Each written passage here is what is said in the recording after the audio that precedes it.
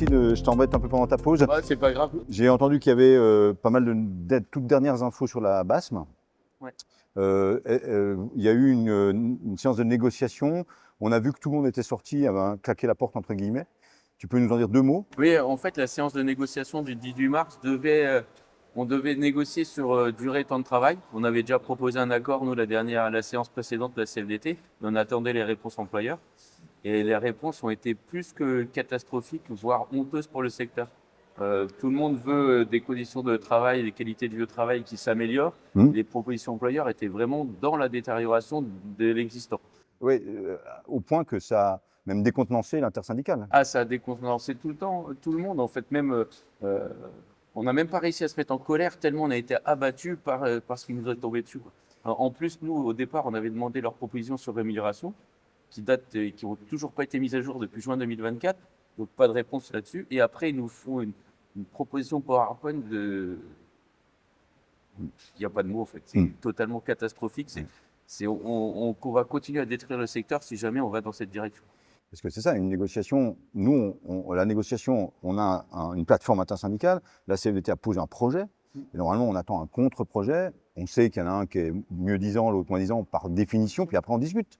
Et là, tu dis, vous pouvez même pas discuter avec les propositions qui ont été données, quoi. Ah non, non, on peut même pas discuter parce que c'est même moins de 10 ans que l'existant qui existe aujourd'hui dans la moins bonne des conventions collectives. Si on prend 66 et HRS 51, on est même moins 10 ans que les 3 conventions collectives existantes. Donc déjà que notre secteur, il est en difficulté par rapport à ces conventions collectives qui datent de plus de 50 ans, là, c'est encore pire, quoi. Et du coup, le pas à franchir va être énorme pour les organisations patronales. Et on ne voit pas comment y arriver actuellement. On voit pas de voie de passage, quoi. C'est ça. Alors, on a lancé une communication, on s'était vu il n'y a pas longtemps, sur hashtag les patrons débloquent. Alors, débloquent, voilà, tout le monde a compris le double sens, parce que pour débloquer la situation, il faut que les patrons nous fassent une proposition, mais discutable, pas ce que vous avez eu la dernière fois, quoi. On sait qu'il y a une mobilisation le 1er avril où on a invité les gens à exprimer leur colère. Qu'est-ce que tu peux dire pour mobiliser un peu là? Eh ben, là, on a vraiment la preuve que les patrons débloquent, mais de manière exponentielle, quoi. Donc, nous, on s'attendait à des propositions forcément de ce qu'on nous, au CFDT, on a proposé, mais qui correspondent un peu à la nécessité du secteur. Là, c'est carrément inentendable pour la quasi-totalité des salariés du secteur actuel. On leur sucre leur congé trimestriel, on autorise les 12 heures, le temps de repos entre deux postes est de 9 heures, donc les congés d'ancienneté n'existent plus. Donc c'est vraiment là-dessus qu'il faut se mobiliser, c'est que si on va vers le projet Access, qui est pour nous pas un projet qui est pas entendable, et que l'État, dans l'état actuel des choses, où il cherche partout à faire des économies, et qui serait à mon avis pas opposé à gratter un peu d'argent dans notre secteur si on allait dans la direction de l'Access, on ne peut pas laisser faire ça. Il faut vraiment qu'on se mobilise. Au départ, la mobilisation était plus prévue à l'intention des départements, parce que c'est eux qui bloquent aussi la négociation en ce moment avec la dualité État-département conflictuelle. Là, c'est vraiment aussi une mobilisation envers les employeurs pour leur dire c'est pas acceptable ce que vous proposez. Les salariés en place ne peuvent pas bénéficier de ce que vous proposez en négociation. Il faut vraiment améliorer les conditions de travail des salariés et pas aller sur une détérioration. Donc on avait un motif de colère, là on en a au moins deux. C'est ça, exactement. Et puis là, c'est vraiment une grosse colère. Pour vous dire, d'habitude, les documents qui sont présentés en négociation, ils ont été présentés sur table, donc déjà ça on n'aime pas. On les reçoit le lendemain. Là, ils sont tellement honteux qu'on les a toujours pas reçus. Parce que du coup, on ne peut pas en profiter non plus pour communiquer de façon factuelle en disant voilà ce qu'on a reçu et voilà ce qu'on propose. Et je vous dis, l'écart est assez conséquent, ça nous a sidérés. Je pense que les salariés nous font quand même confiance sur ce qu'on leur explique et ce qu'on leur donne comme information. Donc, mobilisation le 1er avril.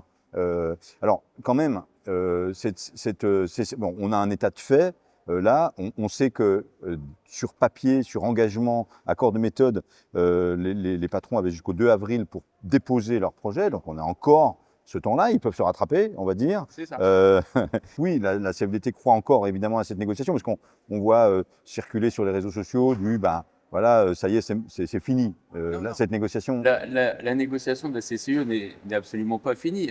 C'est une difficulté de plus à surmonter. En fait, il va falloir qu'on travaille tous. Et les points qu'on a soulevés en intersyndical restent toujours les 5 points ligne rouge portée par toutes les OS, mais il va falloir qu'on travaille plus avec les organisations patronales pour leur faire comprendre que si on ne présente pas un projet de haut niveau, l'État financera rien.